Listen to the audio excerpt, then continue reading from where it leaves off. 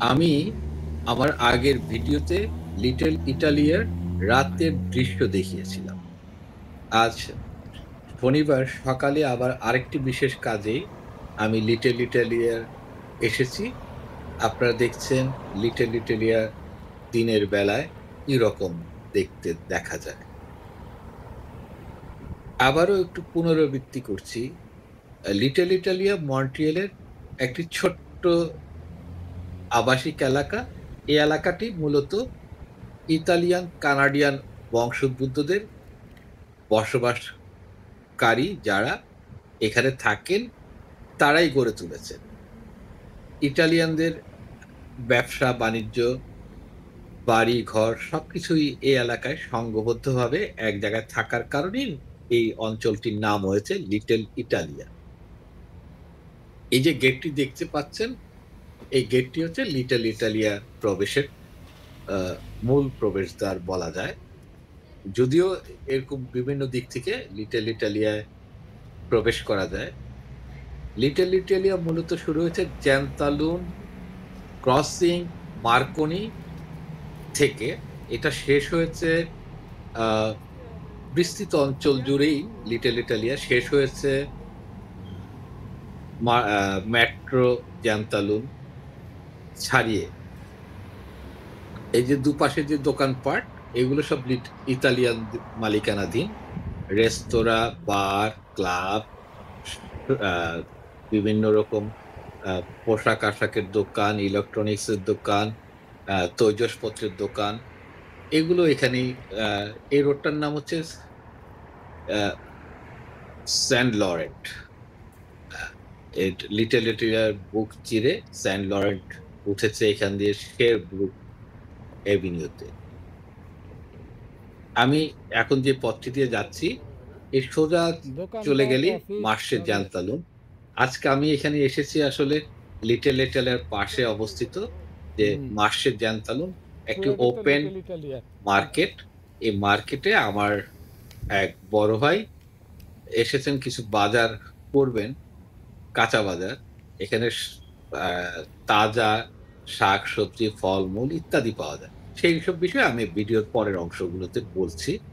তো এই যে এই যে বিল্ডিংটা দেখছেন এটি একটি বিশাল ফায়ার সার্ভিস সেন্টার। আ হুম, এর উল্টো দিকেই আছে আ পোস্ট কানাডার অফিস। এই বিল্ডিংটি হচ্ছে পোস্ট কানাডার। আমার হাতের ডান সাইডে। হ্যাঁ? আমরা রাস্তা পার হয়ে ওপারে চলে যাব। আ এই রোডটির নাম হচ্ছে দান্তে। ইতালিয়ান দার্শনিক কবি দান্তের নামে এর সড়কটির নামকরণ করা হচ্ছে। আমরা হেঁটে, হেঁটে যাচ্ছি সামনেই মাস্টারজান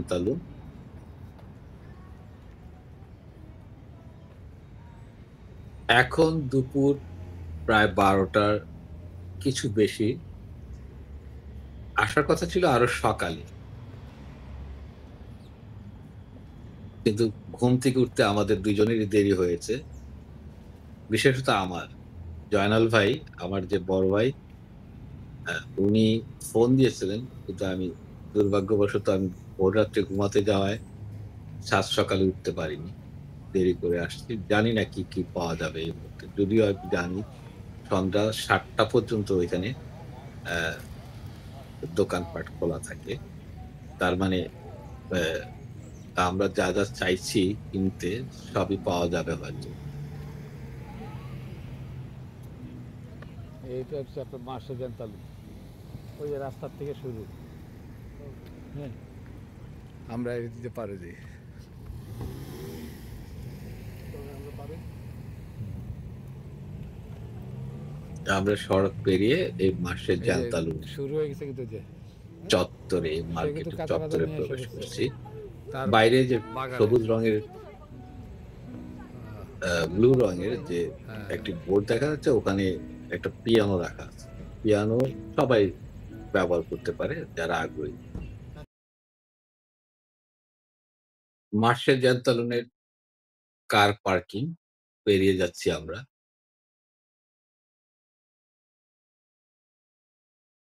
মার্শেল জ্যান্তালুনে বিভিন্ন সাইড দিয়ে প্রবেশ পথ আছে। আমরা ঢুকছি সাক লিকুইড সেন্টারের পাশ দিয়ে। প্রবেশপথে চোখে পড়ল টমেটো, আ অন্যান্য সবজি নিয়ে পসরা সাজিয়ে বসেছেন। ভিডিওতে দেখা যাচ্ছে জয়নাল ভাই আমার ক্যামেরায় উনি ঢুকলেন হয়তো কিছু একটা দেখছেন। অ্যা কি কিনবেন স্থির করবেন হয়তো। আমি তাকে অনুসরণ করছি। ফ্রেশ টমেটো সরাসরি কৃষকের আ কাছ থেকে এখানে চলে আসে। এই যে টমেটো দেখছেন আপনারা। দামে কিন্তু খুব সস্তা। যা হোক, আমি আ এর আগেও এই মাসের জান্তালুন মার্কেট নিয়ে একটি ভিডিও করেছিলাম। আ তখন হয়তো এতটা ব্যাপকভাবে আ আমি তথ্য বা ভিডিওটা উপস্থাপন করতে পারিনি এবং ভিডিওটা কমপ্লিট করতে পারিনি। আজকের ভিডিওতে একটু কথা বলব। মন্ট্রিয়ালের এই মার্শে জ্যান্তালুন শহরের সবচেয়ে জনপ্রিয় এবং ঐতিহাসিকভাবে এটা একটি ওপেন মার্কেট। আ এটি মন্ট্রিয়ালের লিটল ইটালিয়া এলাকায় অবস্থিত। স্থানীয়দের পাশাপাশি পর্যটকদের কাছেও এটা সমান জনপ্রিয়। এই মার্কেটটি প্রতিষ্ঠিত হয় ১৯৩৩ সালে। গত শতাব্দীর ৩০-এর দশকে বিশ্ব মহামন্দার সময় স্থানীয় কৃষকদের জন্য সাশ্রয়ী বিক্রয় কেন্দ্র তৈরি করা, যাতে শহরের মানুষও সুলভ মূল্যে তাজা শাকসবজি, ফলমূল থেকে শুরু করে নানান রকমের আ পণ্য এখান থেকে কিনতে পারে। এই উদ্দেশ্যেই মার্কেটটি চালু করা হয়েছিল। শুরুতে এটি ছিল একেবারে খোলা আকাশের নিচে সাধারণ এক বাজার। ধীরে, ধীরে এটি আধুনিক রূপ নেয়। এখন মন্ট্রিয়ালের বৃহত্তম ওপেন পাবলিক মার্কেটগুলোর একটি। এখানকার বিক্রেতা ও ক্রেতারা হচ্ছে কুইবেক প্রদেশের স্থানীয় কৃষক, ফল, শাকসবজি উৎপাদক, দুগ্ধজাত পণ্যের কারিগর, মাছ বিক্রেতা, মাংস বিক্রেতা, ফুল বিক্রেতা, বেকারি মালিক এবং স্থানীয় ছোট, ছোট খাদ্য উদ্যোক্তাদের আ অ্যা সমাবেশ এই মার্কেটেই ঘটে থাকে। যারা কিনা চিজ, মধু, জ্যাম, ম্যাপল সিরাপ উৎপাদনে জড়িত, তারাও এখানে বিক্রয় করতে আসে। এখানকার পণ্যের ক্রেতারা হচ্ছেন মন্ট্রিয়ালের স্থানীয় অধিবাসী। আ এছাড়াও এ রয়েছে রেস্তোরাঁ মালিক এবং শেফরা এখান থেকে টাটকা শাক-সবজি, ফলমূল কিনে থাকেন। প্রচুর পর্যটক এখানে স্থানীয় খাবার এবং সংস্কৃতির বৈচিত্র্যের সাথে পরিচিত হতে ভিড় জমান। আগেই বলেছি এখানে কি, কি পাওয়া যায়, তারপর আবার বলছি। শুধু তাজা ফল, শাকসবজিই পাওয়া যায় না। মসলা থেকে শুরু করে ডিম, হাঁস, মুরগি, মাছ, মাংস, চারাগাছ, ফুল, মধু, পনির, জুস, আ নানা রকম পানীয়, বেকারি আইটেম সহ সবই এখানে পাওয়া যায়। মার্কেটের ভিতরে রয়েছে বেশ কয়েকটি ফুড কোর্ট, রেস্তোরাঁ, যেখানে রেডি টু ইট খাবার, ক্রেপ, পেস্ট্রি, সসেজ, কফি ইত্যাদি পাওয়া যায়। এইসব অনেকেই জানতে চান এইসব পণ্যের দাম কেমন? দাম সাধারণত সুপারমার্কেট ও গ্রোসারি শপের চেয়ে কিছুটা কম। যেহেতু এটি একটি পাইকারি এবং খুচরা আ বিক্রে বিক্রেতাদের আ মিলন কেন্দ্র। ক্রেতারা এখানে আসেন আসলে সস্তায় ভালো এবং তাজা শাকসবজি, ফলমূল ইত্যাদি কিনতে। আ আমি যতটুকু ঘুরে, ঘুরে দেখেছি এখানকার পণ্যের গুণমান অনেকটাই ভালো। একেবারেই তাজা। এটি এখন আ মন্ট্রিয়ালের সবচেয়ে বড় ওপেন এয়ার মার্কেট হিসাবে পরিচিত।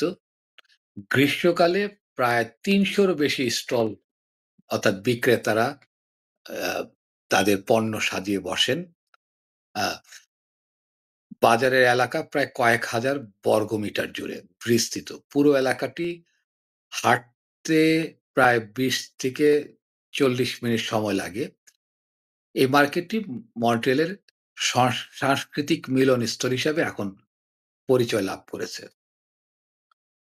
এটি কুইবেকের ফার্ম টু টেবিল সংস্কৃতির একটি প্রতীকও বটে। আমি ফুলের কথা ভুলে গেছিলাম। এই যে এখানে দেখছেন ফুল। বিভিন্ন উৎসব আ পার্বণে মানুষ এখান থেকে সস্তায় প্রিয়জনকে ফুল উপহার দেন।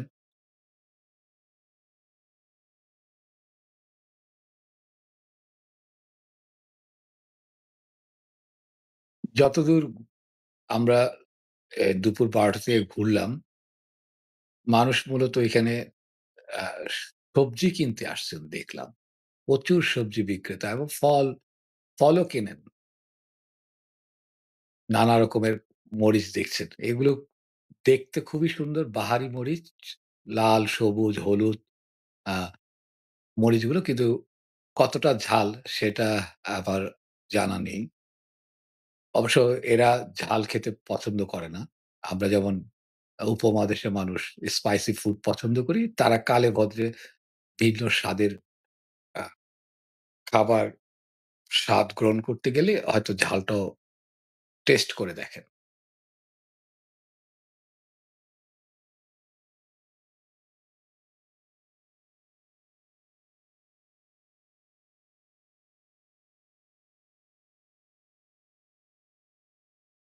এই সবজির দোকানের পিছনের অংশেই হাঁস-মুরগির দোকান। আ কিন্তু হাঁস-মুরগির দোকানের যেটা হয় একটা এক ধরনের গন্ধ থাকে। আমি এটা সহ্য করতে পারি না বলে ওদিকে আমরা যাচ্ছি না। দেখছেন জুকিনি, পেঁয়াজ, পেঁয়াজের কলিসহ এই যে এই ভুট্টা আ খুবই পপুলার একটা খাবার হিসাবে ভুট্টা এখানকার মানুষের কাছে আ আদরণীয়।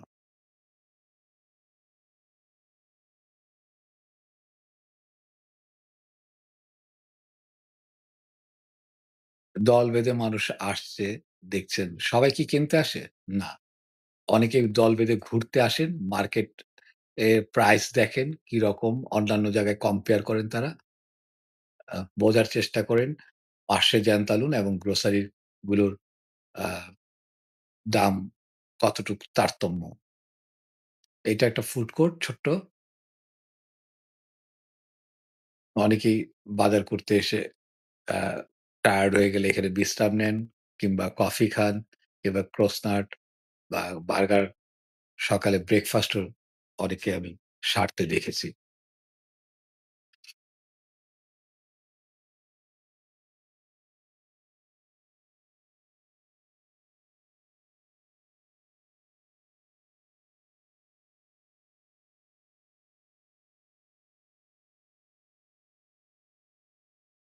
এখানে প্রচুর অ্যারাবিক আ বিক্রেতা আসেন, যারা সরাসরি কৃষিকাজের সাথে যুক্ত। তাদের পণ্য পসরা সাজিয়ে বসেন।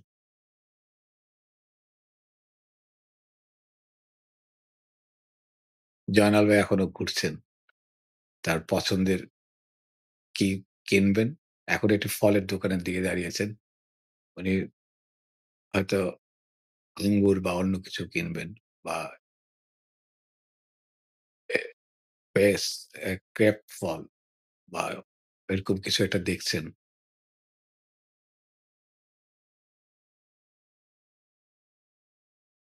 দাম তো মনে হচ্ছে তুলনামূলকভাবে সস্তায়। $৪ একটা পুরো বক্স। এটা আ কোন গ্রোসারি বা সুপারমার্কেটে $৮ এর নিচে না।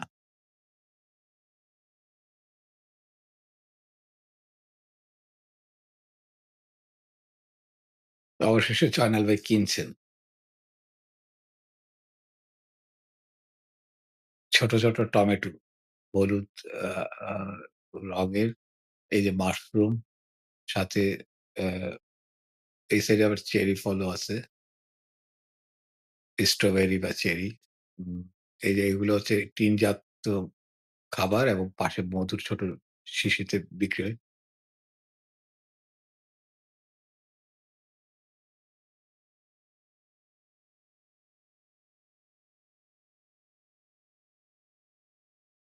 অবশেষে কিনলেন জয়নাল ভাই।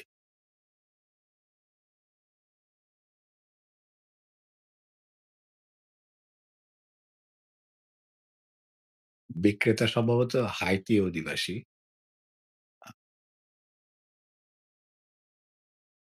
খুব মিশুক এবং চটপটে কথা বলেন। দেখতে শান্ত দূর থেকে উনি কথা বলছেন জয়নাল ভাইয়ের সাথে।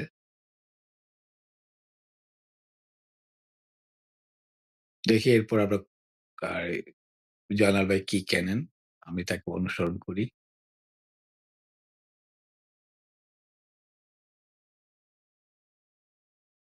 এটা একটা বহুজাতিক আ সংস্কৃতিরও মিলন কেন্দ্র বলা চলে। আমি দুপুর ১২টা থেকে এখন প্রায় ১:৩০ ঘুরে, ঘুরে দেখছিলাম আ নানা দেশের মানুষ, নানা আ বর্ণের, ভাষা, বৈচিত্র্যের, সাংস্কৃতিক সাংস্কৃতিক বৈচিত্র্যের মানুষ। অ্যারাবিক, চাইনিজ, থাই, কম্বোডিয়া, আ সাউথ ইস্ট এশিয়ার তো মানুষ আছেই। তারপরে এখানকার ল্যাটিন আমেরিকা, সাউথ আমেরিকার প্রচুর মানুষ চোখে পড়ল।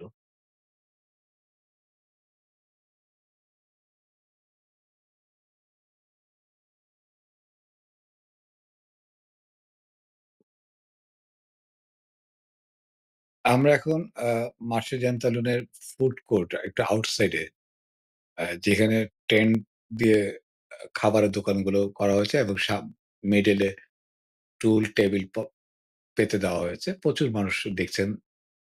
আ আবহাওয়া ভালো থাকায় বাইরে বসে খাচ্ছেন। এখানে মধু, সিরাপ, ম্যাপল সিরাপ এবং এই আ বিক্রেতা আ তার গুণগান গেয়ে টেস্ট করতে দিচ্ছেন একজন ক্রেতাকে।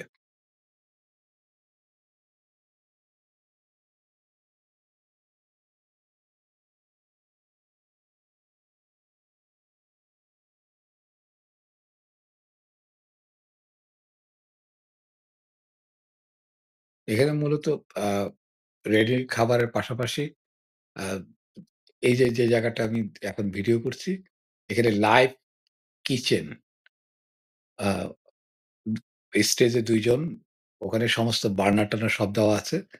তারা তার খাবারের রেসিপি বলছেন এবং খাবারটা রান্না করে আ যারা সামনে বসে আছেন তাদের দেখাচ্ছেন কিভাবে এটা রান্না করতে হয়, কি ingredients লাগে সেটা বর্ণনা করছেন।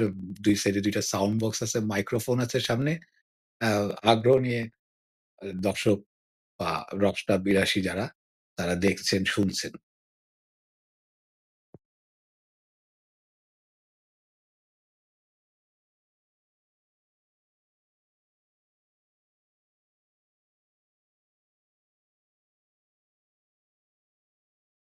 আমরা এখানে ঘুরতে এই ফুড কোর্ট বা রেডি টু খাবার যেখানে বিক্রয় করা হয় কিংবা আ টিনজাত বোতলজাত পানীয় বিক্রি করা হয়, ওই জায়গাটা এখন ঘুরছি, দেখছি। পাশাপাশি এখানেও আবার ছোটখাটো অ্যা অনেকেই স্টল দিয়ে তাদের পসরা সাজিয়ে বসেছেন। এটা একটু বাইরের সাইডটা দেখছেন আপনারা। কি সুন্দর করে সাজানো গোছানো। কোন অপরিষ্কার না, ময়লা নেই। হ্যাঁ? অথচ আমাদের কাঁচা বাজারগুলো গেলে নাকে রুমাল তো চাপতেই হয়। আবার প্যান্ট গুটিয়ে বাজার ঘুরতে হয়।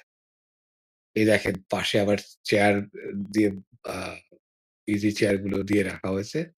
কেউ এখানে বসে কফি খাবেন, ব্রেকফাস্ট করছেন। হ্যাঁ? রৌদ্র স্নান যেটা বলে, রৌদ্র স্নান করতে তারা তাদের দুপুরের লাঞ্চ কিংবা সকালে ব্রেকফাস্টও এখানে সেরে নিচ্ছেন।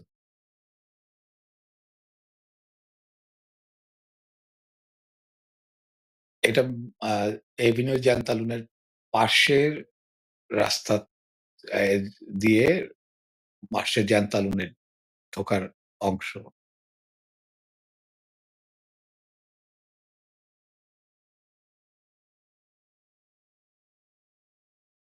আমরা আবার ভিতরে যাবো।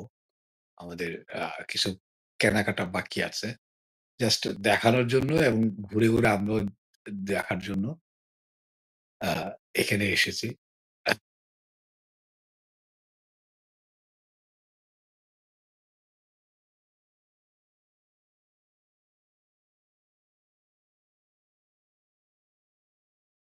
একটা জিনিস আমি লক্ষ্য করলাম এখানে বাংলাদেশীদের উপস্থিতি নেই। কেন নেই সেটা আমি জানি না। তবে আমার ধারণা আ আমাদের যে ফুড হ্যাবিট, খাদ্যাভ্যাস, সে খাদ্যাভ্যাসের যা পাওয়া যায় আ এগুলো আসলে আ সাউথ ইস্ট এশিয়ার দোকানপাটগুলোতেই গ্রোসারিতে পাওয়া যায়।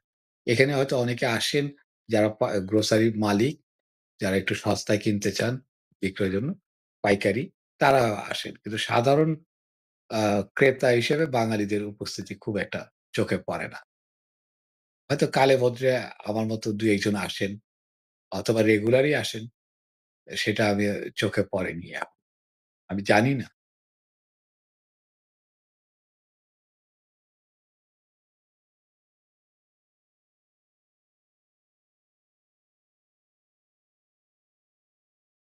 প্রচুর নার্সারি এ এখানে রয়েছে যারা সরাসরি চারা বিক্রি করে থাকেন। আমরা দেখছি নার্সারি দোকানগুলোর স্টলগুলোর সামনে।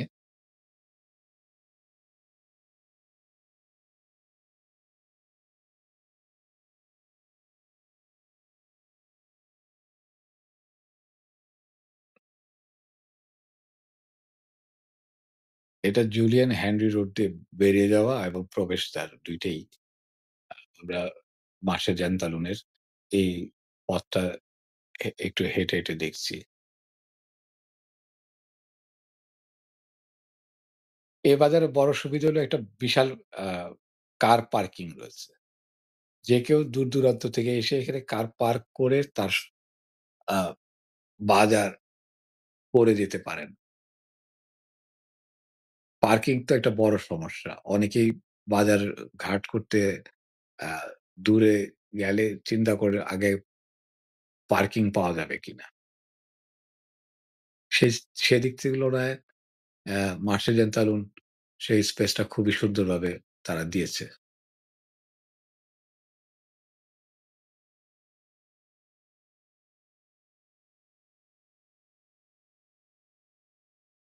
সরাসরি একটা কৃষকের আ কার্ট ওয়াক এখানে রাখা আছে। আবার সেই টমেটোর দোকানের সামনে আমরা। এবার জয়নাল ভাই টমেটো কিনবেনই। আমি তাকে বলছিলাম ছোট টমেটো কেনার জন্য। উনি বড় টমেটো দেখতেছিলেন। আমি বললাম, "সালাদ বা এমনি ডালের জন্য টমেটো এখান থেকে নেন। লম্বা সাইজের। গোলগুলো থাকে না, নষ্ট হয়ে যায়।"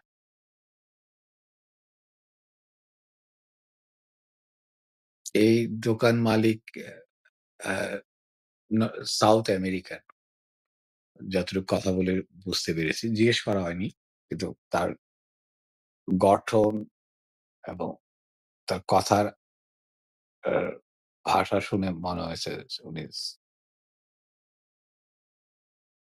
কম্বোডিয়া, চিলি, পেরু এই সাইডের মানুষ।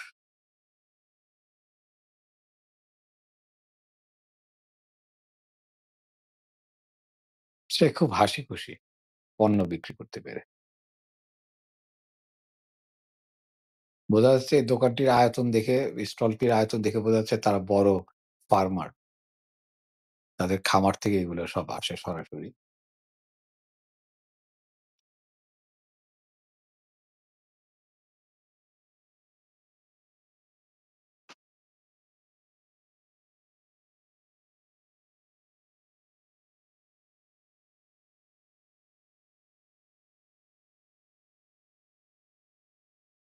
আমাদের প্রায় বাড়ি ফেরার সময় হয়ে গেছে। প্রায় ২ঃ০০ বাজে।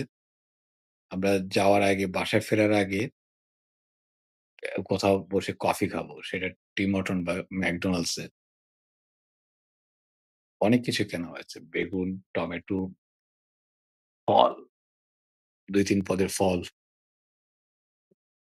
আমাদের এখন যাওয়ার সময়। আমরা বে মার্শেজান মার্কেট থেকে বেরিয়ে গেছি। এটা একটা সাইকেল স্ট্যান্ড এবং পার্কিং জোন।